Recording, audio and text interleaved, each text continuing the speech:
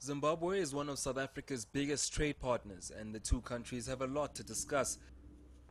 President Robert Mugabe and his delegation will be looking to strengthen their relationship with South Africa.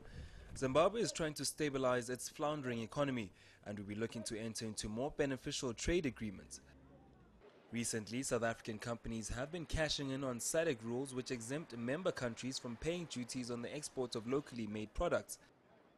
But it's proving problematic for a country trying to boost its revenue.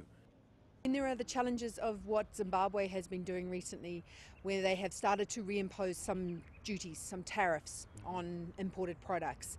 This has had quite a bigger impact on South African exports, particularly of things like foodstuffs and so on, that are needed in Zimbabwe.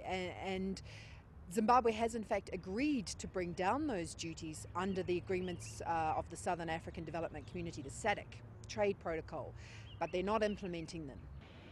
Zimbabwe's trade deficit widened in the first 2 months of this year to $513 million as imports continued to outpace exports.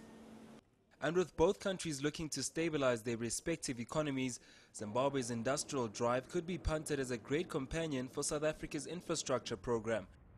But the two countries share more common ground than just the exchange of money.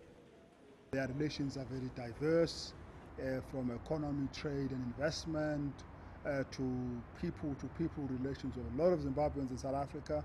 And we've heard some South Africans travel to Zimbabwe. The traffic between Zimbabwe and South Africa is huge, including in tourism, but also in academic exchange, in student exchange and stuff like that. These are close neighbors. They have a shared history.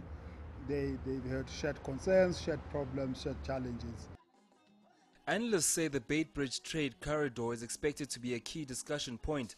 Some South African companies have been experiencing difficulties in getting products through the border post to Zimbabwe and other countries north of the region. Johannesburg.